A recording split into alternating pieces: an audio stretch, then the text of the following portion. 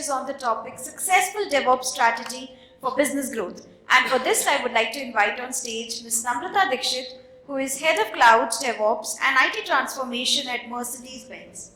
Giving a brief introduction, currently serving as Head of Cloud, DevOps and IT Transformation, Namrata holds the role of Cloud COE. With more than over 17 years of experience in designing cloud computing solutions, specifically on AWS and Azure, she is a seasoned architect and a team player for the data and cloud computing team. She leads a team of over 60 specialist engineers, architects, and managers responsible for charting the roadmap for Mercedes digital and IT transformation. With this, please welcome her with a huge round of applause. Hi, good morning. Thanks everyone. I'm Namrata. Thanks Opnoli for the introduction and thanks Vinay for the wonderful start to this session. So I lead the cloud and DevOps topic from MTech India, which is part of MBRDI Research and Development backlog from India. And I lead the cloud and DevOps COC. So today I'll be taking you brief on the successful DevOps strategy for business growth. First, I'll just start off with one of the saying on what is DevOps. DevOps is not a goal, but a never-ending process of continual improvement.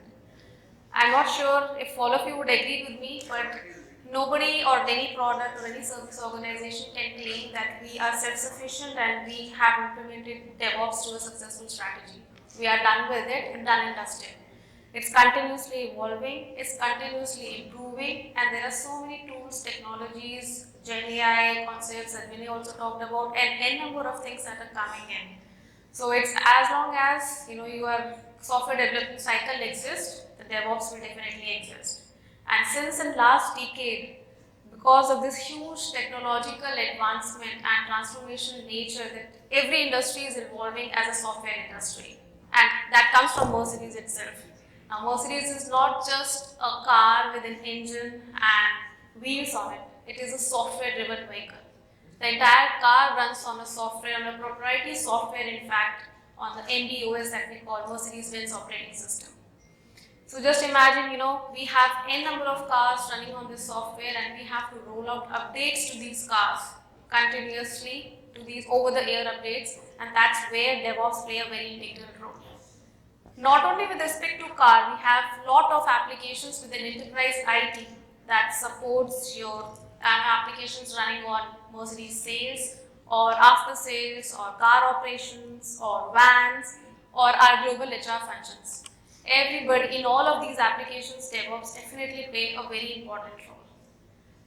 I would just start off with a little brief on what happened. At Mercedes, a couple of years back, we thought about, we had to consolidate our data centers.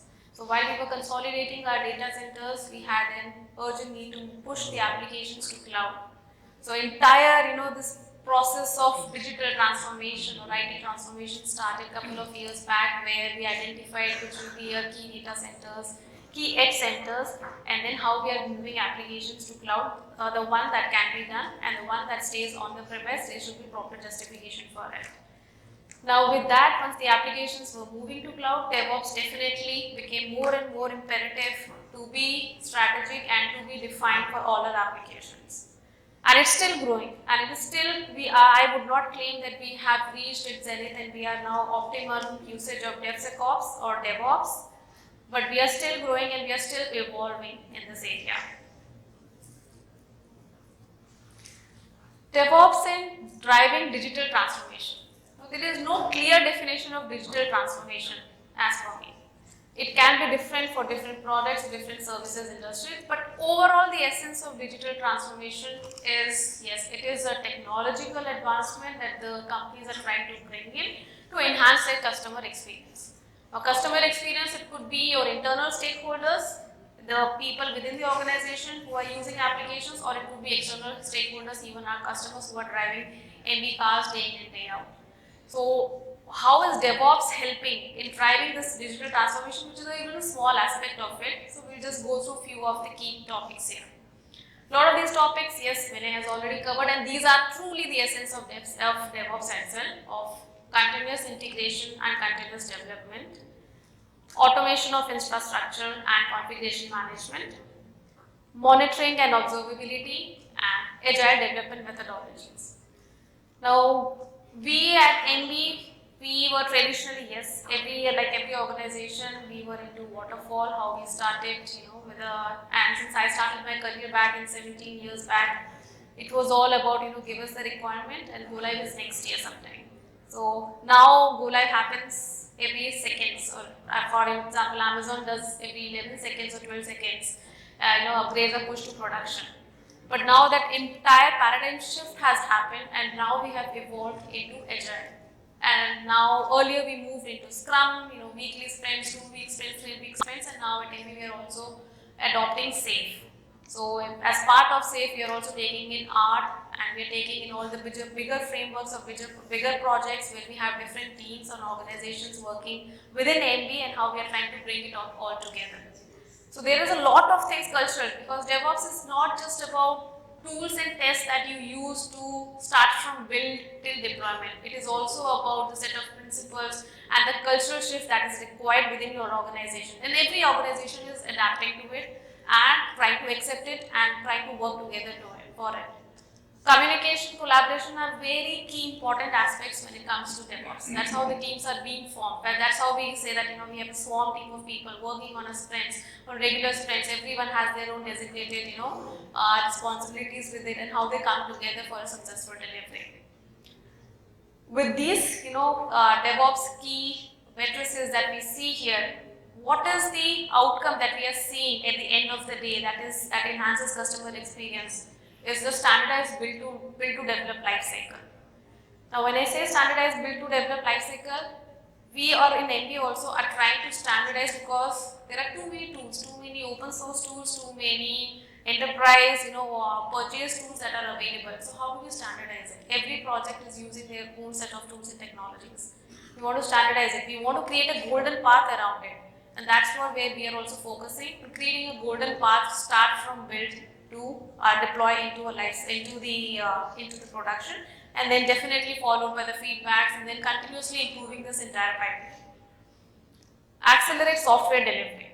Yes. Accelerate software delivery. The entire essence of DevOps, why we want to do is we want to have faster commits into the production, though not compromising the quality, though not compromising the essence of the delivery. So yes, how do we do it? You keep your quality checks, you keep your approval gates in between, you do your security scanning, which are imperative, which are very necessary, because the applications are going to production, you can't have them, the security cannot be compromised. So all these aspects, they leads to the acceleration of software delivery, with some checks in between. Enhance collaboration and communication, that I already talked about, and next we are actually just a byproduct of when you implement DevOps.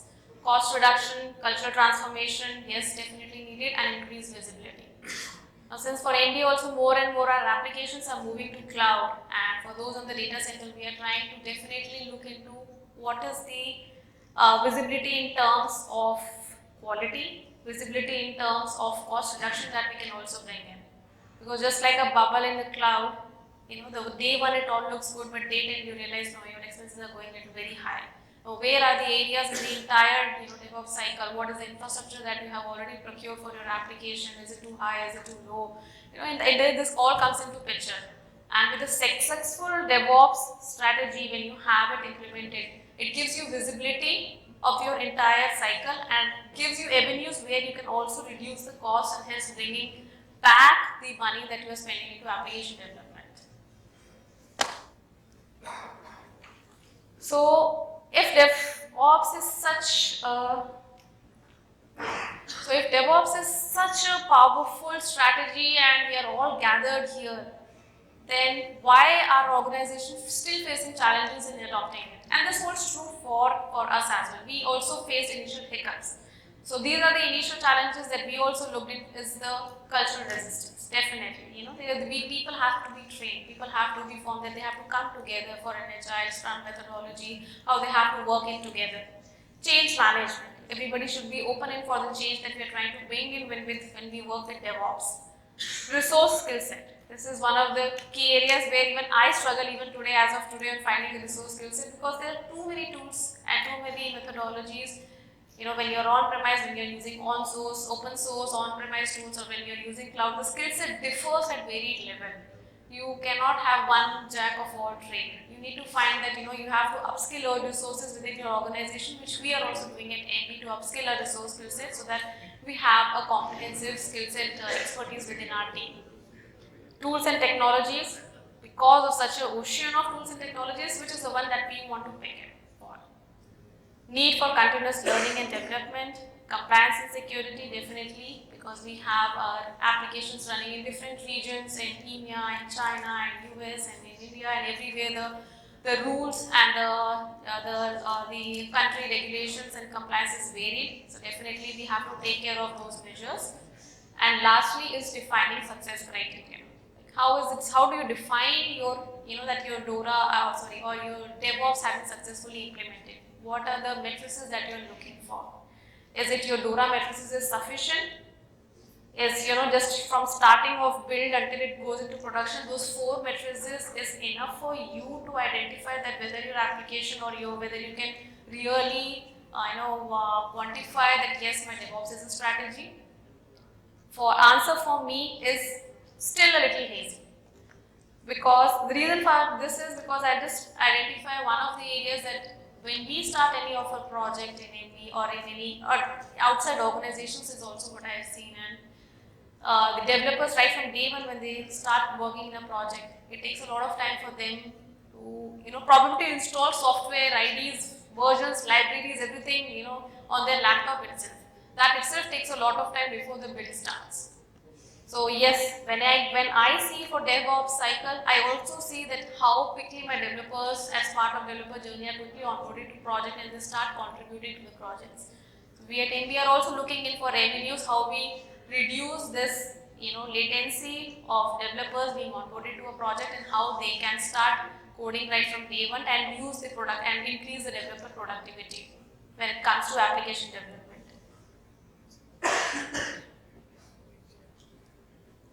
Yeah. So before I go into DevOps key strategies, so as I mentioned that NB had been building up our own software. So we are running our own NBOS software in cars, where what is signifies is every ECU in car is connected to an with our operating system, and we have to update all those ECUs will be working together as part of our operating systems. So it's a huge software development that we are working on, and that's why it becomes very essential that we have a key DevOps strategy. And the same holds even for our applications on the enterprise IT side. So now I'm not going into much detail because many of these factors have already been covered in, but definitely infrastructure as a code, this is the key. So this is where you can use generative AI technologies or you can build your own templates, and that is where we are also trying to standardize in AP because every project is writing their own infrastructure as a code. We are taking in strategies, but then the strategies is fragmented within projects. Everybody is putting in efforts to write their own infrastructure as a code. So we are also trying to bring it together how we can have that boilerplate ready for every application to start using it rather than everyone reinventing the wheel all by themselves. Continuous integration deployment, test automation strategy. Yes, testing is very important aspects, and it could be load testing, performance testing, stress testing, EPA testing, penetration testing. What are the avenues with which we can automate the testing strategies too? We were also working on on one of the cases of load testing, where as part of load testing you have to spin up resources at the mart to judge your load testing of your application. So we are also looking at developing our in-house products and tools around it. Security plus DevOps. So this is we are all aware now. It is not just DevOps; it is DevSecOps. So everyone has evolved from just being DevOps to having involving security and shift left and security as primarily during application development. There are different tools on our web available, and other tools also. We have open source, Black Duck, and other tools also integrated within NB, where we do the security scanning before the application is deployed into production. However, still there are various avenues I would say that are still we are working on secrets management and the things that we want to take care of within our coding when the developers are doing it for the applications. Container management system. So yes, there are mostly all the applications are going into microservices architecture and deployment on containers now. Gone are those earlier days when you used to have virtual machines and deploying it. It works on my system. That saying that famously goes on. So now container management system in MB we have our own in-house container open source containerization platform. So we do have a managed open source containerization platform, and as well as we also leverage cloud containers too. The regular that comes with Amazon or with AWS or with Azure. Microservices architecture and faster feedback cycle. So this is very important that when you are developing or when you are strategizing your DevOps, it becomes very important that you have your feedback cycles well integrated as part of your DevOps.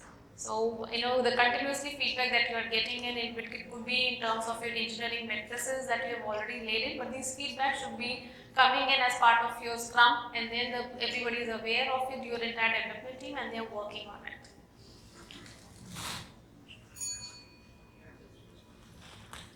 Next is on emerging trends in DevOps. Now, when it comes to DevOps, it's continuously emerging. There is no full stop to it, on the tools and technologies that are available. But few emerging trends that I would really like to call out here are the AI and the machine learning, which includes the generative AI use cases on the automated code generation, automated testing, AI-driven automation, and defining golden path rules.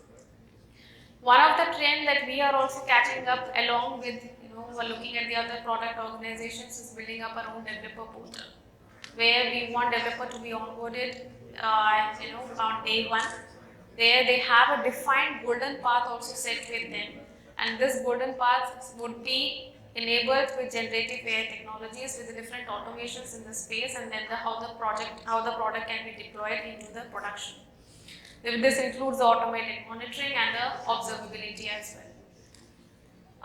Coming next to the observability and AI ops, now gone are the days for the reactive monitoring.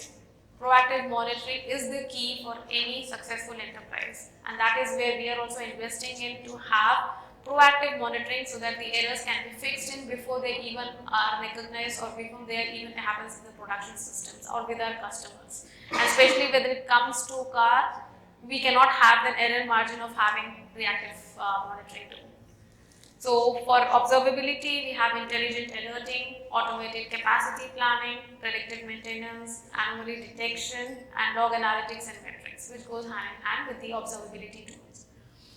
Serverless computing, yes. So with applications now being transported to cloud, even in our area, for having pay-as-you-go model becomes imperative. We do not want to provision any systems on premise. We want to have them pay as go and use as per pay as per use model.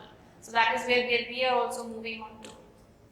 GitOps, yes, how your applications are being pushed to production or pulled to production, which strategy that you take in as part of your GitOps is what we define in.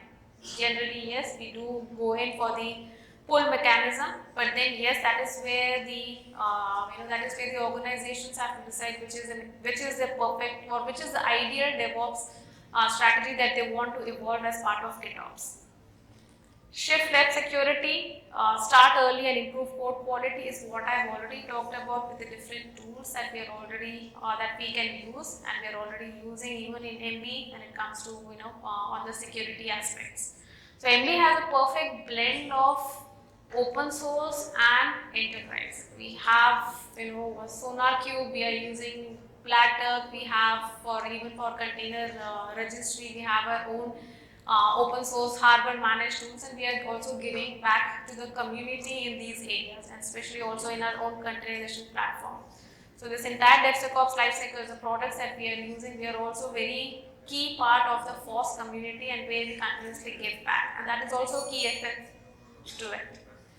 I'll quickly, because because of the two symbols, now I just quickly pushed on to the second last slide, that is on the successful case study in DevOps. So I believe, yes, all of you are already aware sitting in this room that Netflix, Microsoft and AWS, they have already reached that zenith and they have implemented DevOps strategy ideally in their areas or in their products already.